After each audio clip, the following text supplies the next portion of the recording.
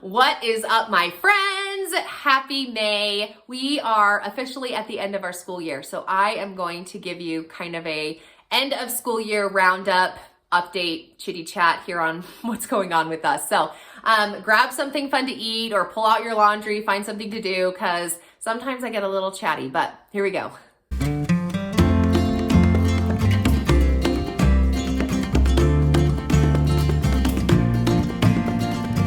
All right, so first and foremost, I just want to acknowledge, thank you for sticking around my channel. So many of you have subscribed and are new to my community. Lots of you are my old friends that I've just been with over the course of the last 6 years that I've been uploading here on YouTube. So thanks for sticking around. I do know that I was absent for a good section of the year this year, but I have come back and like to share what we're doing over here. So a couple of things have changed. Number one is I do batch film a lot of my content.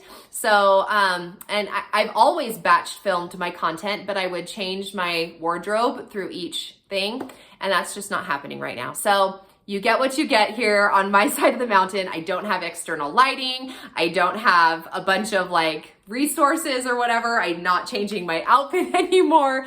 This is real life over here for me. And I have a very small channel, comparatively speaking. And, you know, I've seen lots of channels just explode in the 12 to 15 months that they've been on YouTube. And I've been here for 6 years and I'm still just kind of plodding along, like doing my own thing. So I just want to say thanks for hanging out with me. And some of you I have created personal relationships with, and you know, we've commented like, it feels like I know you, it feels like we're neighbors, but you live on the other side of the country. And so anyway, thank you to all of that.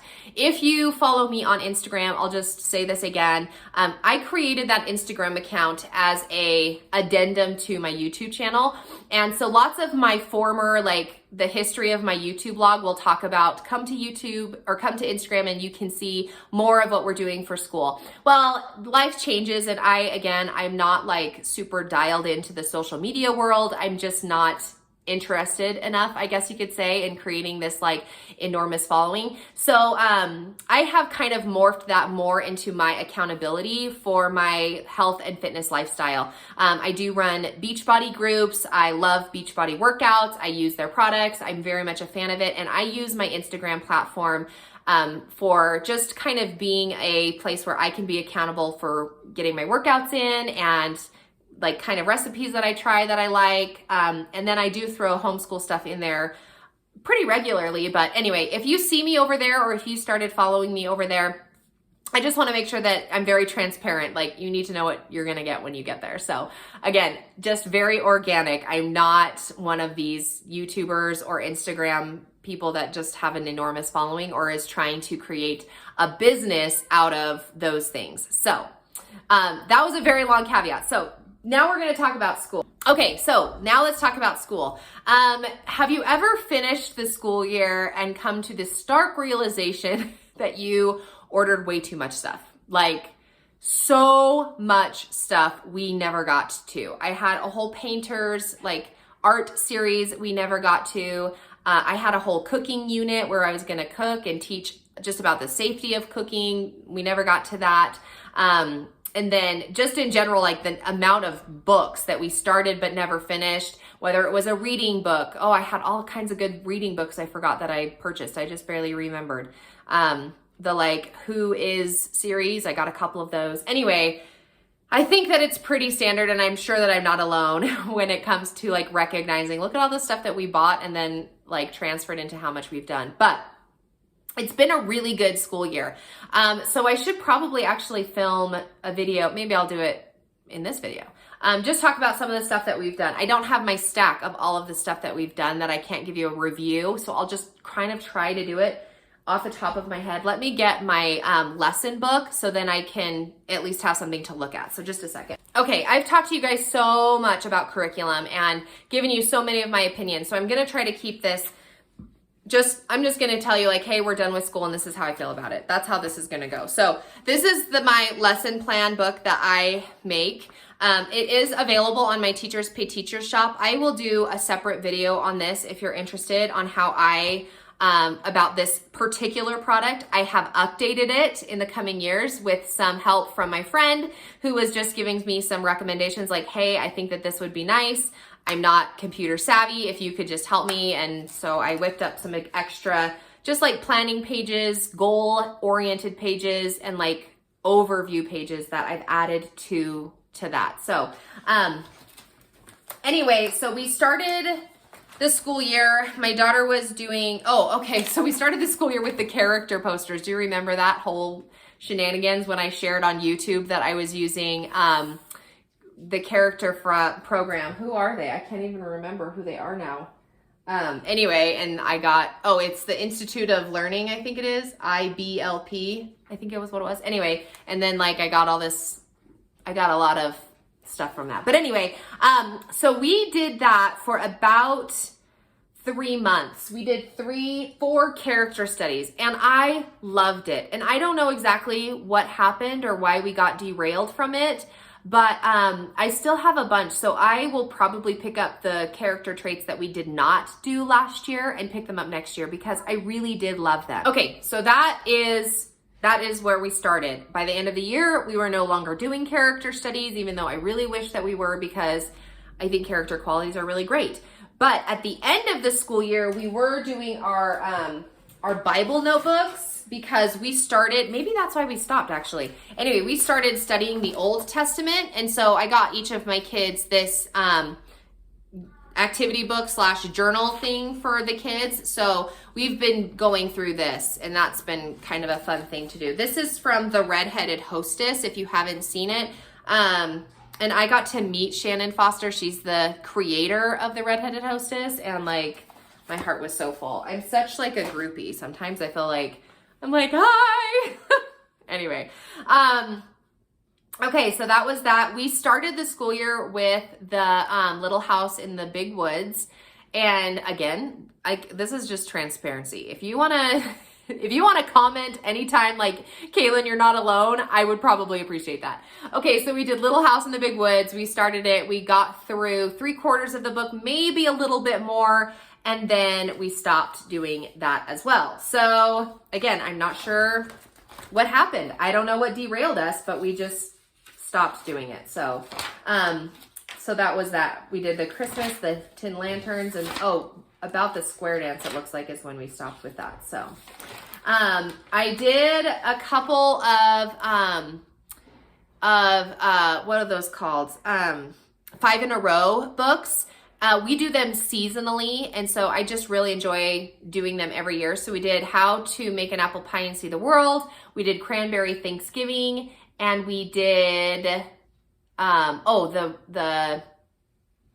the red truck one. What's that one called? Katie and the Big Snow. We do those, and we've done them a lot, so I should probably like transfer and do a different book now, but I do like doing those. We also do kind of a 5 in a row type approach during Halloween time. And so I have several Halloween books that we read kind of over and over and over again. Room on the Broom is one of them. The Little Old Lady Who Wasn't Afraid of Anything, we read that one. And we just kind of do a lot of sequence activities and stuff with those. But they're just kind of like tradition books that we pull out every year, even though my kids are getting older.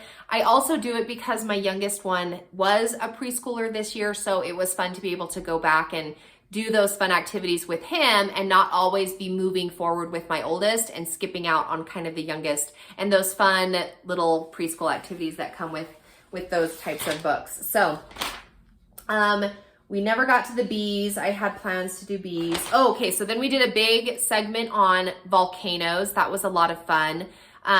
It was really successful. We combined it with ancient Rome history, the ancient Rome history. This was a history pocket from Evan Moore, because my son got really interested in Mount Vesuvius and Pompeii. So, so that was a really fun and successful unit, actually. I feel like we did a really great job learning about all the like layers of the earth and how, lava is made and then how it explodes and like all kinds of fun stuff.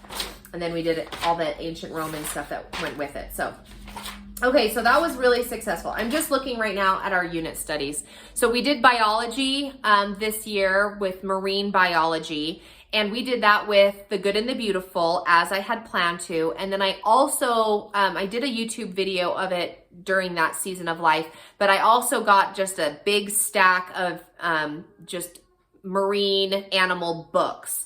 So we started that and we got really interested in tide pools.